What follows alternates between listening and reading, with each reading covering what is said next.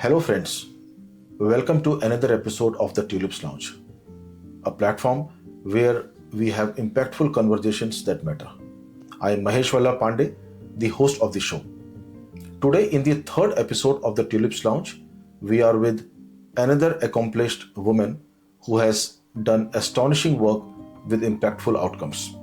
Inviting Prachee van Brandenburg, an air and space law graduate, has worked as an international regulator at EU-UN level, a senior policy officer, erstwhile municipal councillor, candidate for the Senate D66, and an erstwhile chair of a faction in the same political party.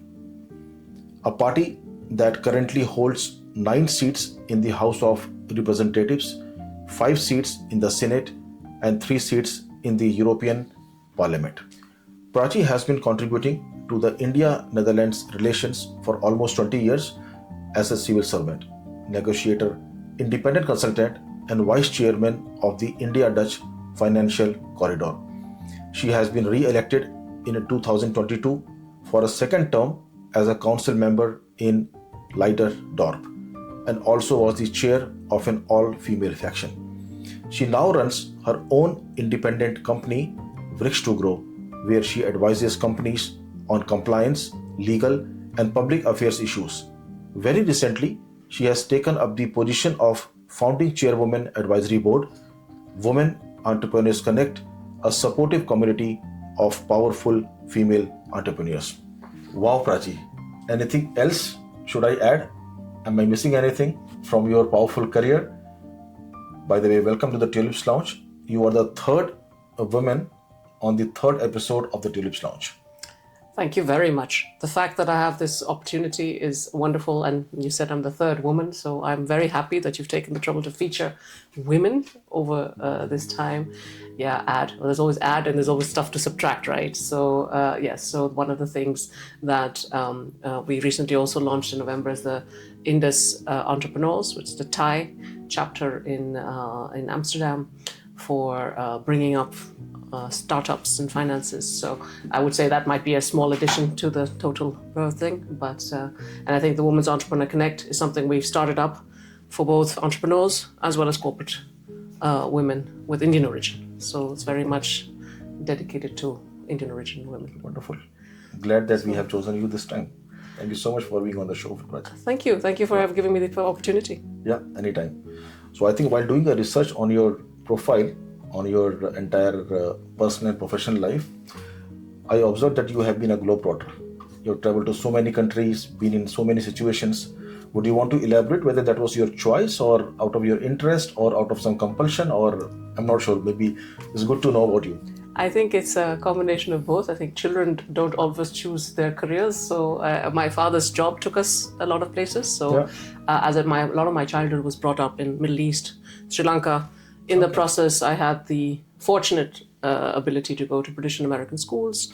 I did the IB. I saw a lot in different parts of the world, traveled a lot at a very young age, which was, I would say, a golden opportunity. As a child, you may not realize it as much as later in my career and life, I realized how much that meant and what it brought. I also saw less good things about it. We were in the riots in Sri Lanka at the age of 9, and I saw Colombo burn. I had seen, we came back to the Netherlands because of the Gulf War. So expat life tends to be always glorified as being this wonderful life, but it also has different dimensions. After that, I was back in the Netherlands. I came back when I was about 16. I did my last year of IB here, and then had moved 4 different countries, 4 different schools, and decided packing my bags and going back to England didn't make any sense. So I stayed in the Netherlands. That's where I studied air and space law, international law, air and space law here in Leiden University, around the corner. And after which I joined a career at the civil service. And that also I did a lot of international work. But when I met my husband, who's just as international, so this theme of internationalism and globe-trotting continued in our lives. Okay. And when we met each other, we said we'd love to take our children abroad again. Okay. So we didn't do that for many years, and finally we did. So we took them back to India for a year, and we went to Rio de Janeiro in Brazil. So from that perspective, and he himself comes from South Africa. So that sort of allows us to straddle all continents in some form. And my sister-in-law lives in Australia, so I say, well, like, it gave us the Globe-trotter situation, and my children were brought up in that. Quite a journey, I would say. Yeah, and it's nice because you learn about different cultures, you learn about different people, you get different perspectives. Absolutely. Which is something I've carried with me, and I love to still. I keep learning. I mean, there's no end to it. So. That may have helped you to further down your career in Netherlands as a councillor, as a civil servant. But then you have the perspective, from different countries. Well, it's like something we came to the conclusion that living in the Netherlands is very nice. It's a very lovely place. If you compare to a lot of other places, it's a very comfortable place to live. If you look at work-life balance, you look at just the safety, there's a lot of good things. And one of the things we realized when our children were growing up here, we could understand and appreciate it because we'd lived in other parts of the world where we couldn't. But we thought if our children never see other parts of the world, they won't appreciate it as much because they take it for granted. You take things for granted when you have. So having taken them back to Rio and taken them to India and shown them what all the rest of the or holiday is one thing, but living in a place gives you a different perspective. I remember my son of 7 coming back and saying, he says, but if Holland was so safe, why did you take me to a place like Brazil where you keep saying it's unsafe and you have to be careful? I said, well, you learn to deal with those things at a very young age and you appreciate what you have.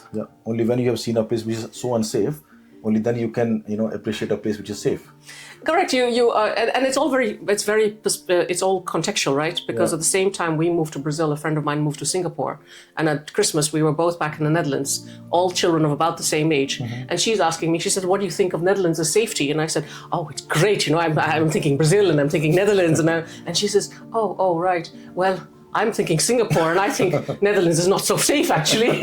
So it's all what you compare it with. So. No, fair point. So I think last week, while scribbling through my social media, I saw one post from your Facebook account. I hope it is written by you only. It might be all right. Because I never had such an experience wherein a councillor or a civil servant would have posted their resignation letter on their social media.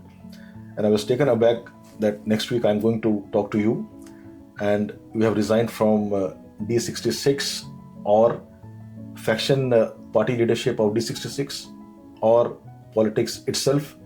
So that's something we are not very clear of. So if you can just explain what did you resign against, and was there something different reason for resigning? Oh, I love it. I love it that every journalist is always looking for the scoop behind the story.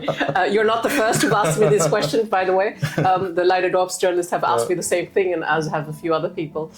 No, unfortunately, can't give you a scoop. That was not the reason I resigned. It was very much why I wrote what I wrote in my letter. The reason I posted on social media is that in the Netherlands, it's common that when you do a resignation, you send it to the mayor, and it's made public. So it is actually put out in our public services. So it's already online. It is just so it's not because I want to advertise, but because that's the norm, so that the citizens of Leiderdorp know that this is going to happen. And the letter is addressed to the mayor, of course, but it is meant for the entire town. And that was the reason I put it on the socials. Of course, people like you and other friends of mine also saw it and I wanted it under context. The reason I left is because I've done 7 years. I think I've done 7 full years. I've given it my all.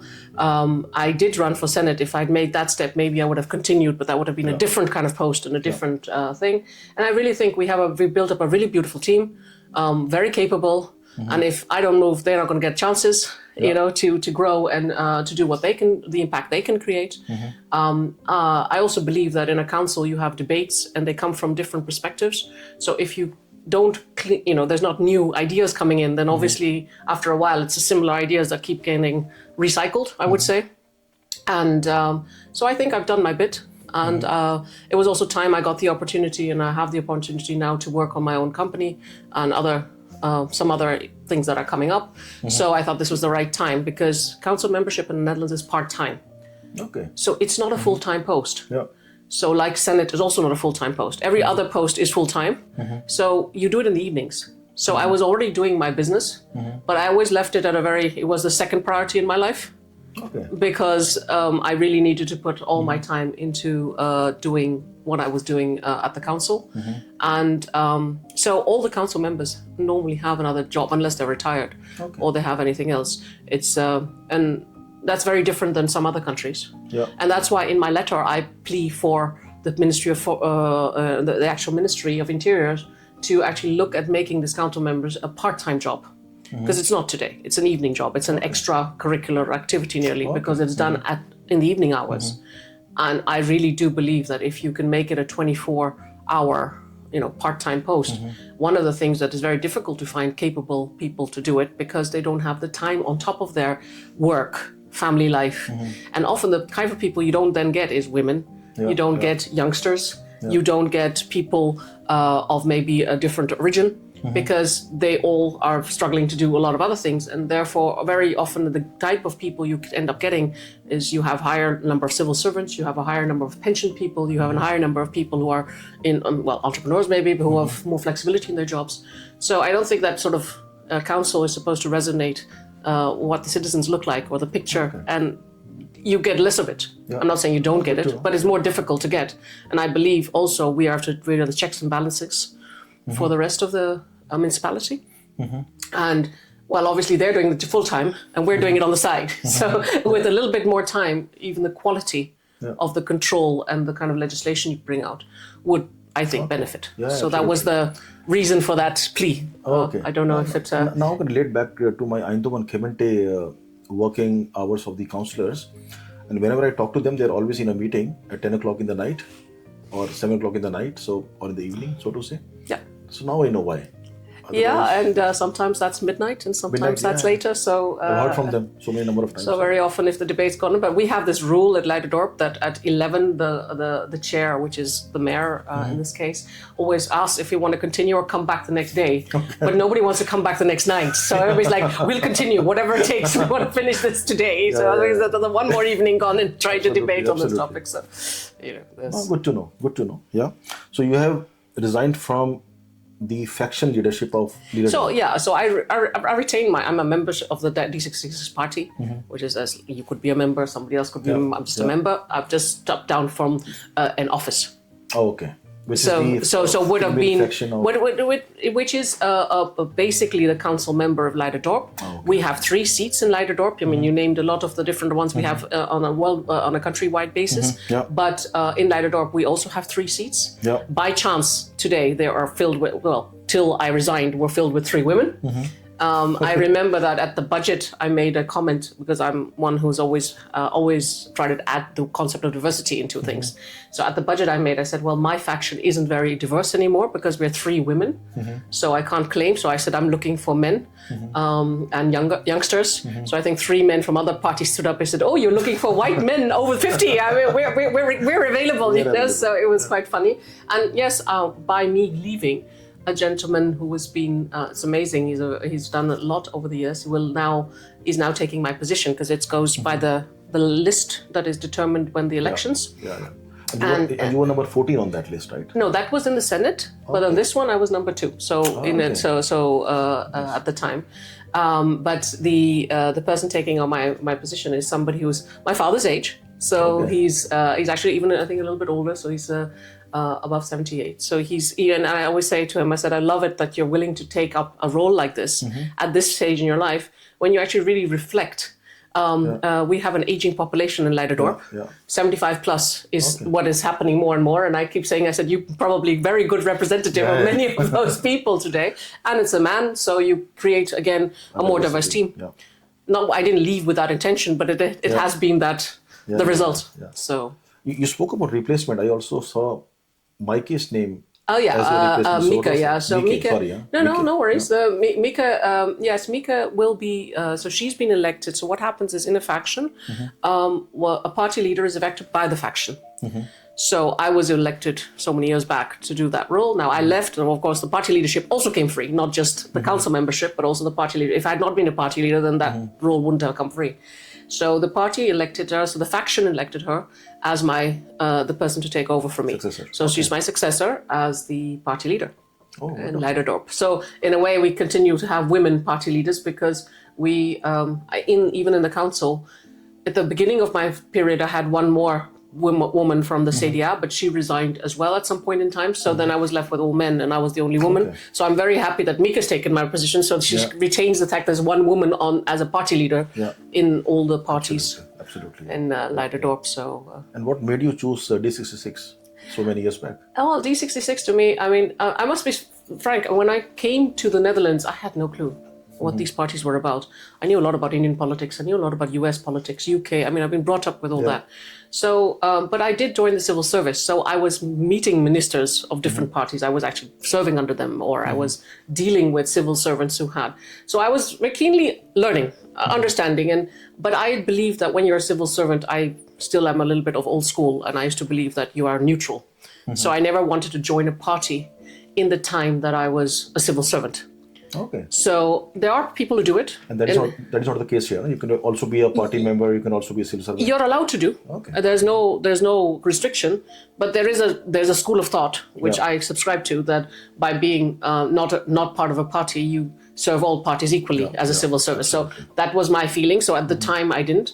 Then when I went to Rio, I was actually fine, even D66 over there, and it was kind of nice to see. Yeah, because D66 is a party who's very engaged with migrants as well as expats. They see a lot of that as potential and as people who bring things to the society and enhance and enrich it, which is, I think, in today's political spectrum in the Netherlands, much needed. And besides, they're a party that's very high on the concept of education, something also very dear to my heart, and care. So they, and diversity. So a lot of the topics that to me were and are important, they brought together. Wonderful.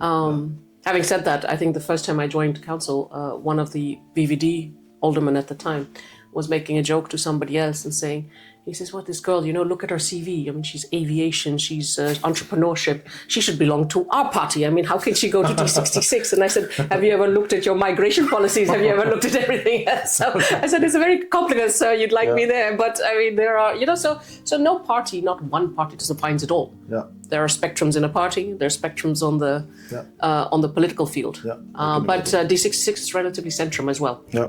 And I'm not one for huge extremes. I don't believe extremes do it. I mean, sometimes to make a point, yes, but not to... No, I think you got a perfect match in the D66. Education, healthcare, immigrants, policies, more of a coexistence, more of an adapting to... but nuanced opinions and not necessarily, very much, extreme left or extreme right. And neither of which I personally don't subscribe to in politics. Yeah. No, wonderful, Prachee. Talking about Leiderdorp, wherein you were a councillor for 4 years? No, 7 total. 7 years?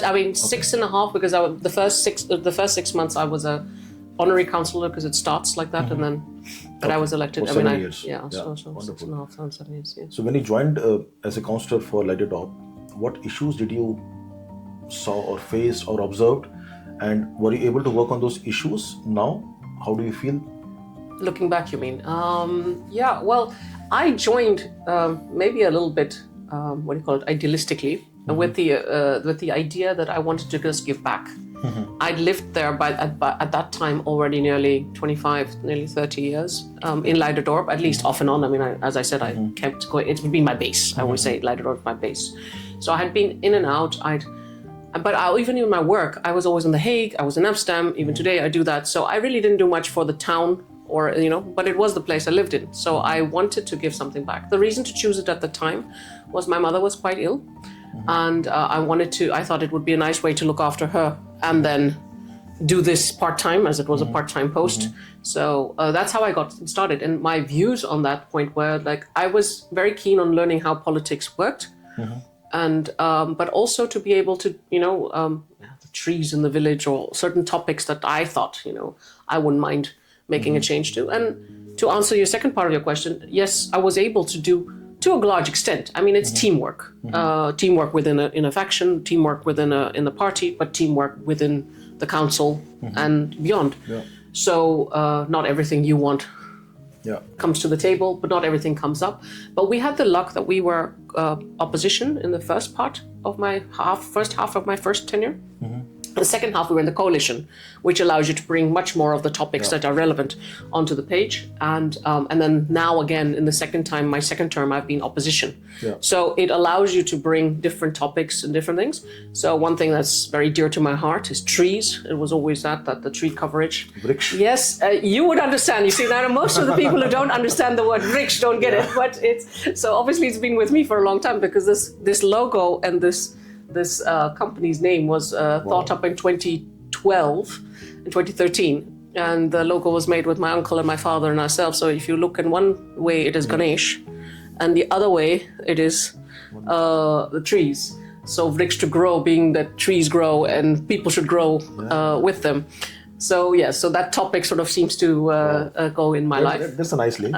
So it's a link that was there, but also just help the people in the village. Listen to them, see what they could do.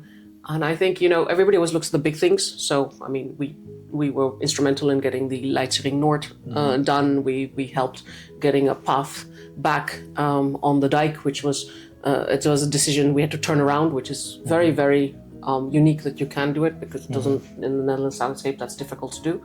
But I think if you ask me what I really like, what I think as accomplishment were the small things that people appreciated. Like, I had a gentleman coming up to me one time and he says, "Ma'am, keep at it. We want our ATMs back." And it was an elderly gentleman. He says, "We elderly, we can't have ATMs, only one ATM in the village." And there was a time when all the banks were consolidating, and they actually got rid of most of the ATMs. Common ATMs. Yep, just the common ATM. But even the common ATMs, they had told us that they're only 500 meters in distance, and we were not allowed to place, they couldn't place more. And it was a lot of work and a lot of questioning. And I remember people coming up to you, asking you like, "Well, what happened, ma'am? Did the debate go? Are we going to get our extra ATM?" Now, these are things that concern people really every day.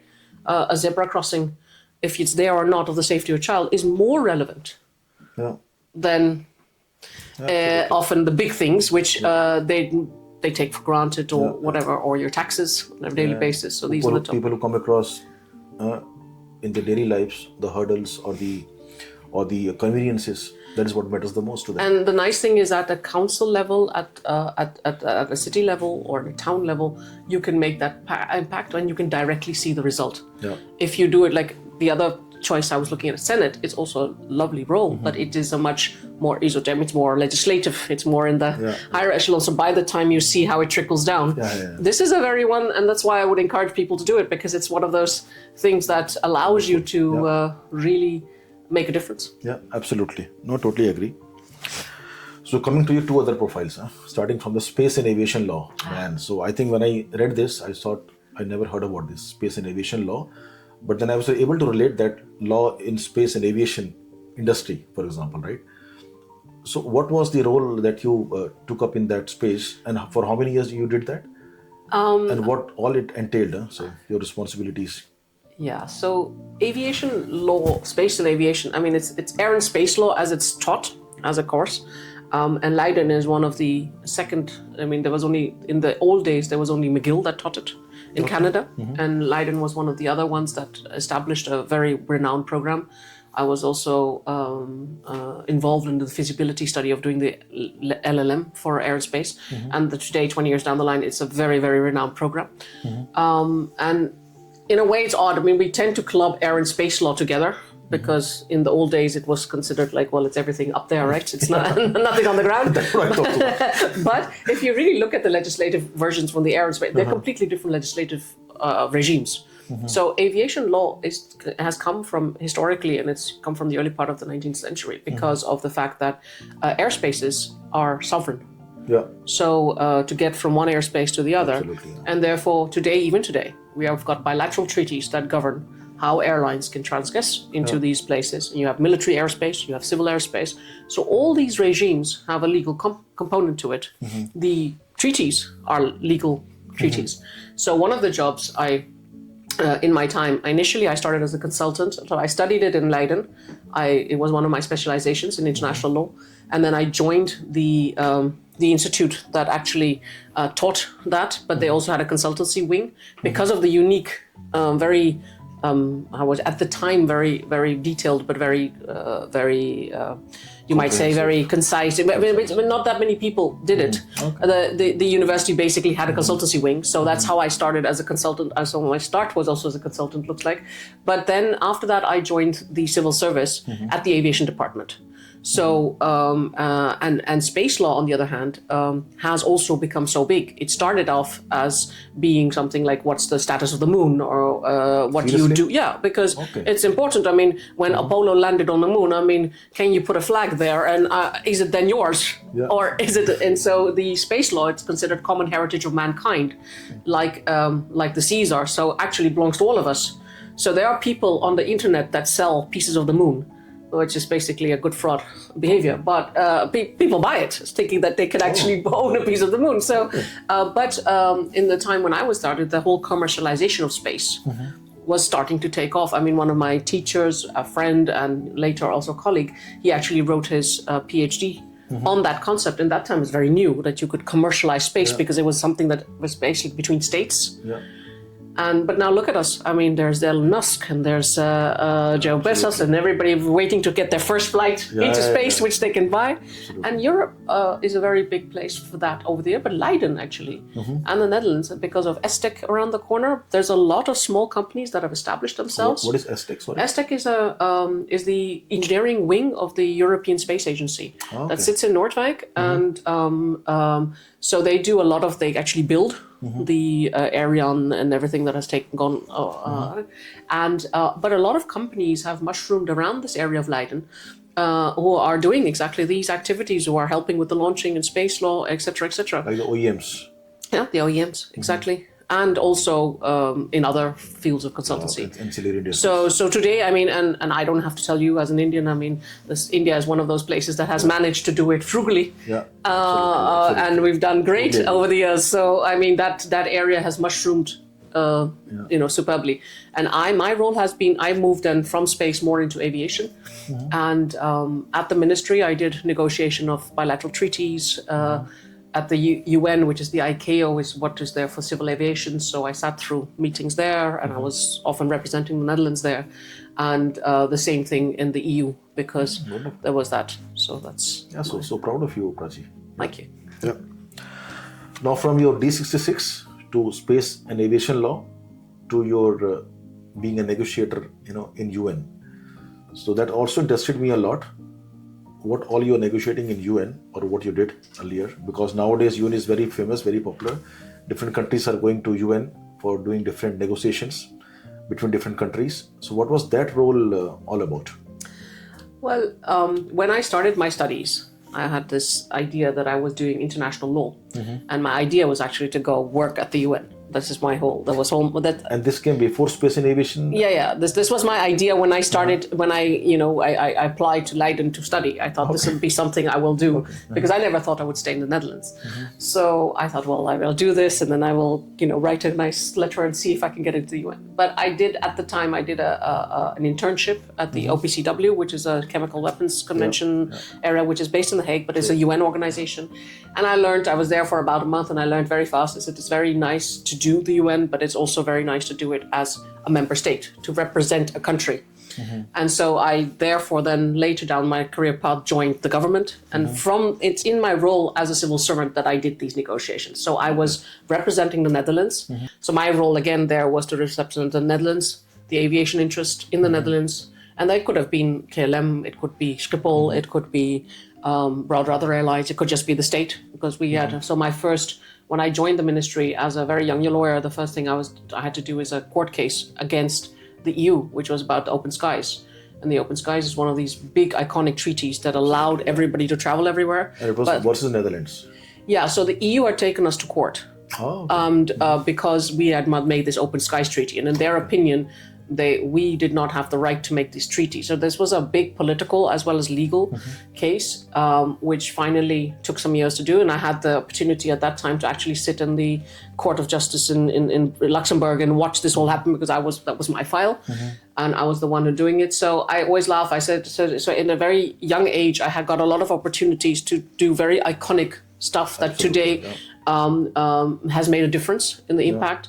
Another one I had is when you say as negotiator, when I went for the first time to the ICAO, ICAO, which is ICAO, which is the International Civil Aviation Organization, which is the UN organization for aviation. Okay. So when you say UN, for me that would be the ICAO, which is based in Montreal. So I went there for the first time, and I think there was a gentleman there who was a council member at the time, and he sort of said, "Don't worry, I'll show you how things go." And I think on day 3 I got lost. I mean, so he said, Prachee, normally people come here and they take 3 weeks before they let go of my hand. They're very scared to get in this. I said, "Yes, sir, but I realized that I'm more scared in Hague because I don't understand as much, but this is like my international school. I get this, so I understand these people." So it was very fun, and you wouldn't believe that on the 14th floor of the ICAO, they're like typical US and Canadian buildings. There's no, you can't make out which is which. The doors are all the same. They had the European part of ABIS, which we were, as the Netherlands, we were part of, as a few European countries together, had a council seat. And exactly opposite, you're going to have to realize, there's 185 countries in that building. Opposite was India. And I said, what's the odds that the Netherlands and India are on 2 sides of the same corridor? It's like I said, it seems like they made the building for me. So when I used to go up that lift, and then those days, the Indian gentleman, the council member said, "You can't possibly go and have chai at the Dutch. So come home, have chai, and then go have coffee with them." I don't mind, but he said the chai you must have at coffee and bread. Yeah, so I did, and that allowed you to meet different delegations, negotiate at different levels, and we were busy with a treaty, and at the time it was a treaty for. Yeah, it's pretty a little bit technical, but it was about credits and for aircraft parts, aircraft and aircraft parts. And it was the first ever treaty to be done. And the Americans were very gung-ho about getting it done. And so were many other European countries. However, the Netherlands, because we did not have Fokker and we did not have any more an industry of aviation, we were less interested. Yeah. Having said that, I got to go to the diplomatic conference. And everybody in my department was very jealous because I was 20-something. And they said, "But always the diplomatic conference based in Montreal. But you're so lucky, it goes to Cape Town." So the South Africa actually wanted to host it because they'd just gotten out of apartheid. Yeah. So they were hosting some conferences. So they hosted it. So I got to go to Cape Town for this conference. And it was a diplomatic conference. But at the time, we were not, as Netherlands, going to sign it or ratify the treaty.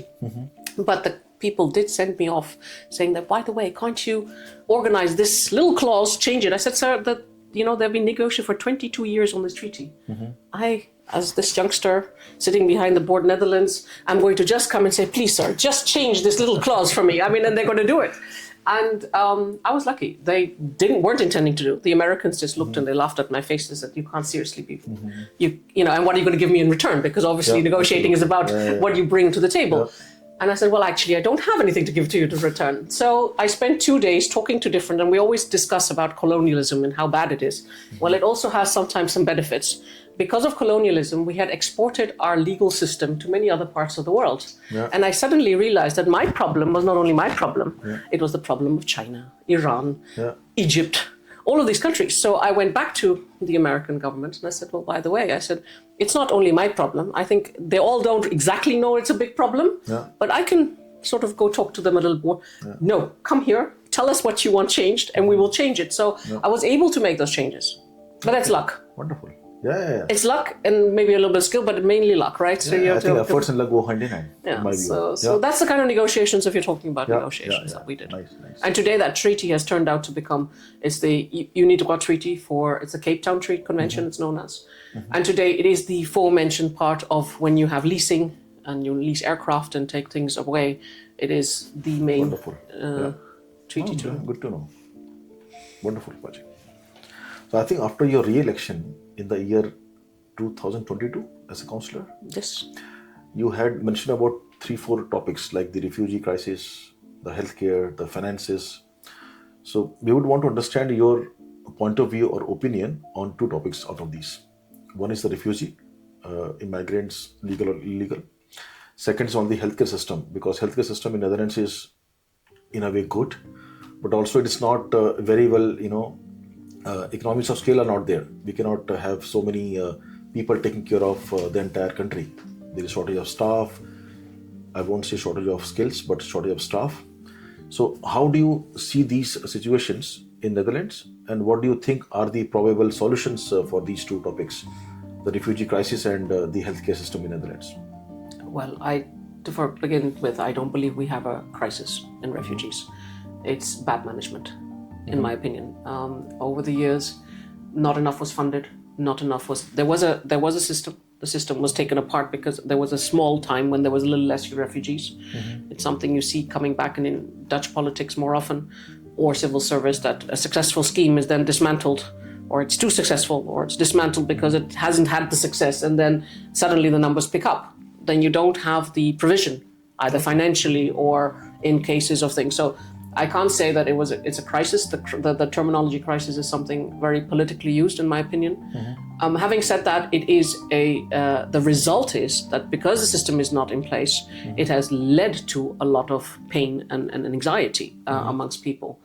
And I'm very proud to say that in Leiderdorp, we actually, as a full council, mind you, and the citizens of Leiderdorp, I think we even made it to the Telegraaf because of it, because we didn't have any protest on this report.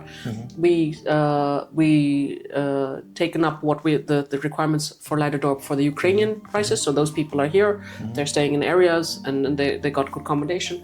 And we took about 100 people, men, because that was one of the type of people that were less interested in certain communities, have more difficulty in having standalone own, not families, so men who are traveling on their own.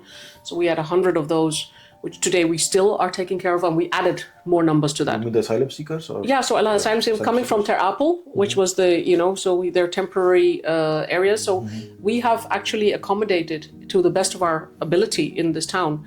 And I must say it's being done fantastically by the municipality as its own, the council, as well as member states. So it can be done. The point is there has to be a will to be able to do it. So if you say crisis, the crisis is there because the will is not there to make it happen. And again, there will be moments when there will be less refugees.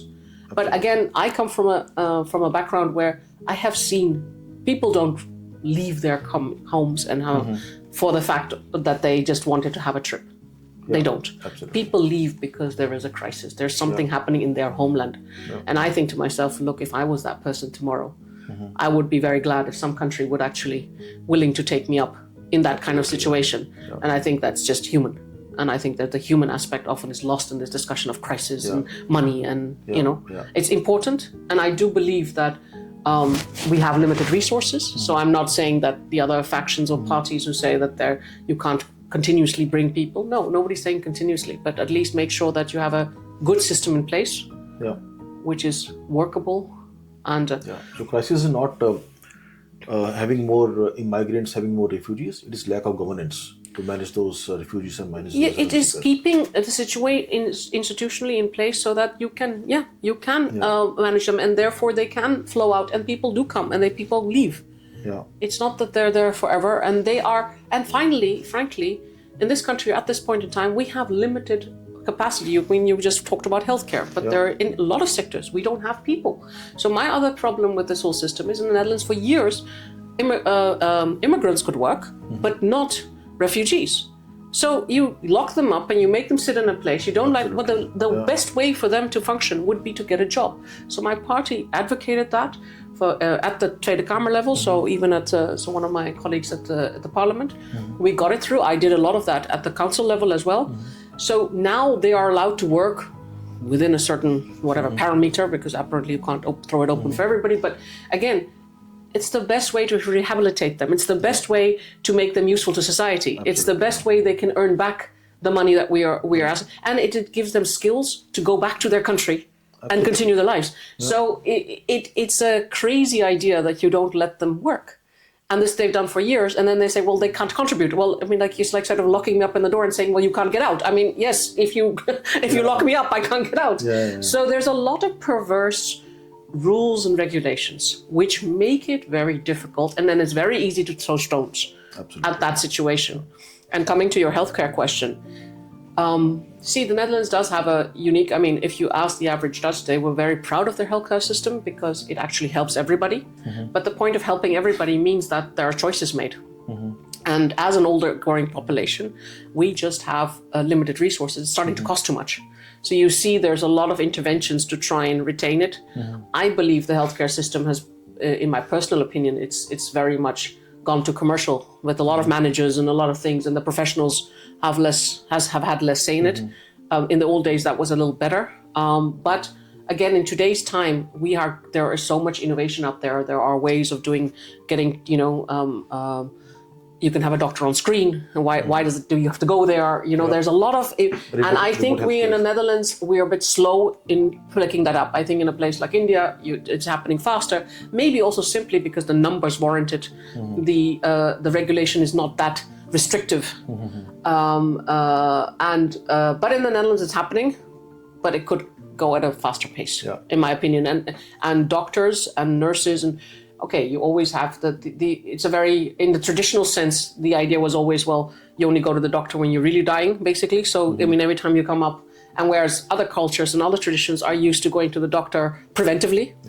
And so I think this concept of that prevention is better than cure is something that's taken a long time to trickle down in the Netherlands situation. And yes, and I'm like in every part of the world, there are good doctors, there are bad doctors. There's, it's a little bit of a luck of a draw, but so I think that also gives me an insight to what you said. Prevention is better than cure. It has taken some time to trickle down in Netherlands. That was a very nice attaché, I will say. Yeah, thanks, Prachee. And I would like to, though you ruled it out, but I'm going to be the politician and I'm going to actually answer that anyway, is the finances part. Because the reason I want to do that is because I think it's relevant for your viewers. In the Netherlands, municipalities are they're going to be bankrupt in 2026. Yeah, I saw that. So the reason I'm mentioning it is because of that. So we, at every council level, have been discussing how to cut back, how to do things, how to ensure that in 2026, and why is this happening? Because they changed the system around on how councils are funded. In other parts of Europe or the US or in other places, councils often are funded by their own autonomous funding as well. But in Holland, council funding comes from, for the most part, from the central government. So from The Hague, the Rijk, a bit from the taxes you pay on your houses and, some small amount of that. And a very little bit with maybe some funds that they raise here and there, but they're not allowed to do more than that. So their bulk of the funding comes from the central government. And in the old days, old days, and I'm not talking only until 2 years ago, the system was, if the budget went up at the central government level, the budget automatically went up at the municipal level. So if it was up, and if it went down, we went down with them. So it was like they were, pegged to each other. They detached that because they said, well, that doesn't make, fundamental financial sense. It should be based on what you need. However, municipalities for the last so many years have been getting more and more tasks delegated down from the central government. Look at healthcare, look at other places, but it didn't come with a bag of money. Okay. So all of us are saying, like, okay, you want us to do more, you want us to give better care, and the costs are going up, inflation, everything else, and you want to do that for less. How? I mean, if you can't do it at the central level, you think we are some geniuses, we can do it at the less. Absolutely. So, and the care has exploded at certain points, and there are things. So, so there's a big debate going on. Municipalities are arguing with the central government for more money, but it could just happen in 2026 if they don't give more money, that a lot of facilities in every municipality in the Netherlands will have to be cut, because if I don't have the budget. I was already reading a news last week wherein I was reading that there has been a significant cut in the budget proposed for 2026. One part of the budget was, I don't remember which division, but from $1.4 billion or billion euros, sorry, it will be stuck down to only 40 million. Yeah, well, it will depend on obviously the budgets of every council are different, right? It looks to now that the bigger cities may have they're going to do a different ratio. So a lot of the mid-sized towns like Leiderdorp will benefit negatively and much more. We have a more negative impact than maybe some of the other little bit bigger towns than us. But over the board, we all expect to be broke. So that's why the finances, and then it will impact everyone who's watching because they live in some municipality or another. Absolutely. So, hence the point that I said. That's a great point, and that's a great risk that you have raised, that we are all aware of, but we don't want to talk about it. Yeah, well, we are a little bit of ostriches all of a sudden. Yeah, sometimes. Well, so again, going back to your faction leadership, just one clarification I need, or our audience needs. What were your responsibilities when you were leading a faction of D66 as a woman leader or a woman chairperson, if I may say it correct? Yeah, well, I don't think that my what I had to do was any different than if I had been a man. But let me put it that way. So the role is the same. It's a party leader. A party leader at the council level is different, obviously, than the party leader I have, like Robjette, at the central level. But at the council level, it's no different than, I think, any party. It's getting the consensus in your votes. It is important to talk to people across party. You have the role. I mean, in my case, this time I had the opportunity to actually appoint the mayor, which is like a small group. It's in the Netherlands, a mayor is not elected fully, so she's partially an advice comes from the council, and that is finally she's appointed by the king from the king's commissioner, who was basically the head of the province. The representative, basically. So he's the representative. So the whole process is quite a big process. So I think that is a big role that we had to fill. That doesn't happen all the time, because a mayor's work for normally you have a tenure of 6 years, and then a lot of that also have another 6 years. So often 12 years. I mean, you may not be in council I've been only in 7, so it could be a good chance that you never got that opportunity, but I did. And I must say that was, for me, a very insightful role of how it is done, how a mayor is elected. But I also was able to put in my 2 cents. And today we have a very young mayor, a dynamic one. She's 38. Mika. She's no. Mika is she will be the party leader. But my mayor of the Leiderdorp, she's 30. She's a Charda Struik. Okay. She's 38. She has only 5% sight, so she's blind for 95%.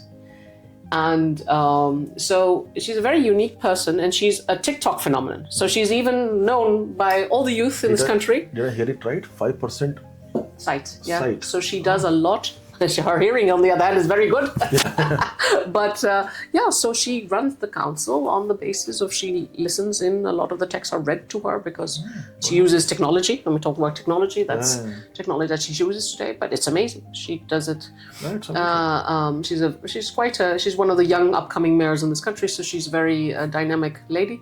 So I mean, you sit at these kind of things and you can choose. We could have chosen somebody 75 plus. Yeah, also possible. Absolutely. We chose for somebody that, as a council, of course, as a team. But there's a lot of roles like that also prescribed as a party leader. So there's various things, but the biggest job is that you have to help lead your actual parties. We have a party program. We obviously want to see that translated in the reality, and we want to see it done. So that's probably what you spend the most time doing. Wonderful. I would say great conversations, Prachee. Yeah. Again, I scrubbed your social media account. It seems to have a lot in it. I thought I'd not done so good on that, but. So I see you more often in Women's Entrepreneurs Forums, Women Entrepreneurs Connect, giving away awards, prizes. So how is that happening? Is it different than Bricks to Grow, or is that something you want to integrate with Bricks to Grow, or how is that happening now? No, those are different things. I mean, I have a habit of wearing more hats, as you have seen. So it has been a number of hats. Besides Bricks to Grow, to me, is my consultancy. This is what I do. I have my clients. This is my business. This is my work, right? The council membership also wasn't my work. It was what I did next to it. Besides that, I'm a board member at Kalpana Arts, which is they're a Hague-based dance production.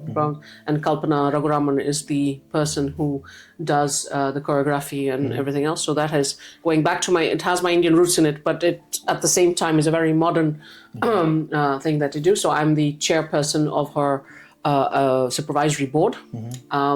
Then I do what I mentioned. I did Thai. I have, obviously, I'm the vice chair of India Dutch Financial Corridor, and Women Entrepreneurs Connect. Kirtika Rao came up to me just after I just gone through the Senate bid and said that she wanted to found something for women. And it's something that I realized that in the Indian community, we have a lot of organizations, but for working women, for things that are related to entrepreneurs or corporate management, where people talk about the work, there was no organization, or there wasn't even within an organization, sort of like a chamber or council or whatever, related to that. Kind of a forum. A forum. And during my Senate time, a lot of women came up to me. I didn't realize in the first time, I thought it was just, by chance I'm here and they want to talk to me. But after it became, every time, everywhere I went, 2 or 3 women came up to me, and they were particularly talking about what they were doing in their work. It wasn't about their kids, it wasn't about their husband, it wasn't about the fact that home, health or course, but it was very much about what they were doing, and they wanted guidance.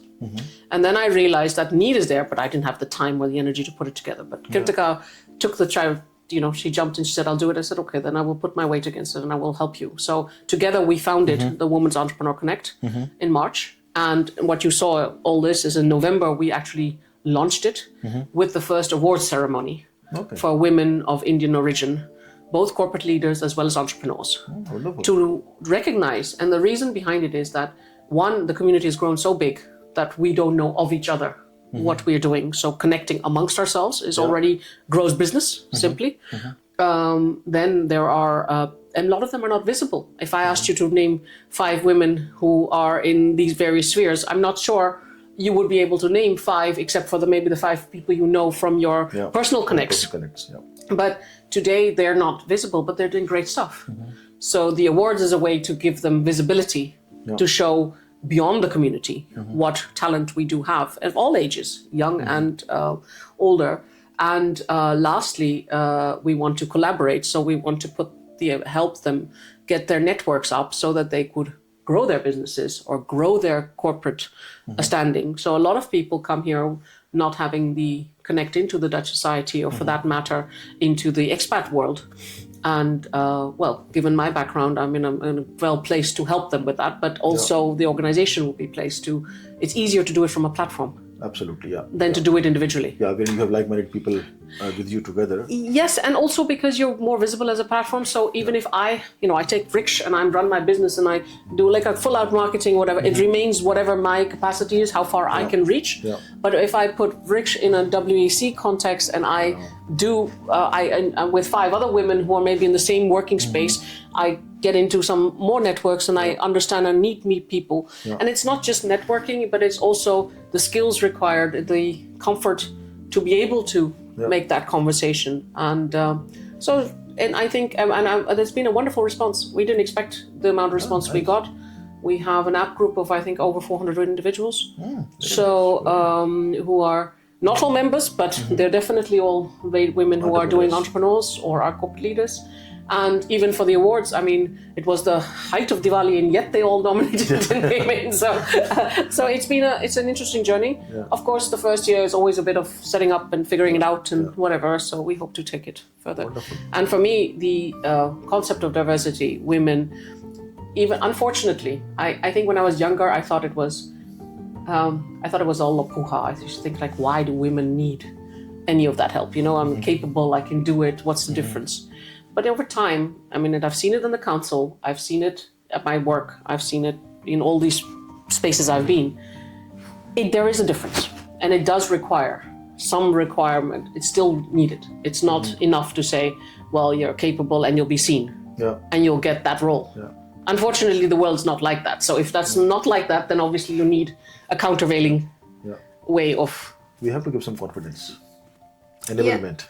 Yeah, and the thing is, you have to see it. For people to see it, that they can do it, No, but the other part is also, a lot of men they claim they can't see it. I sit at very many tables where they'll say, well, if I say, well, where are the rest of the capable? Well, we've got you. I said, well, if you got one, it is not that, like, the rest don't matter anymore.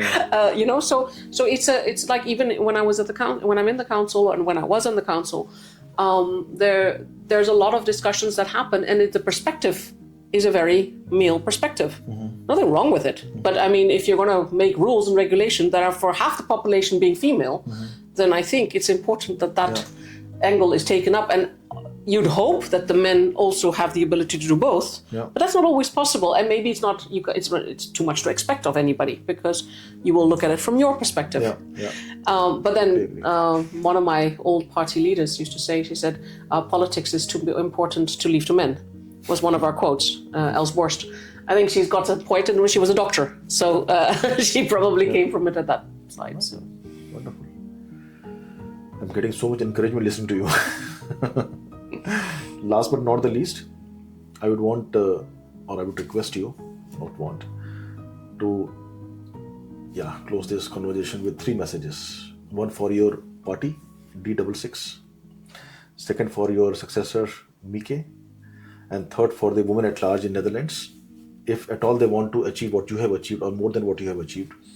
So these 3 messages, if you can give it to them, then I think we can be really sure that the message has gone to them, and we can have more Prachees in the near future.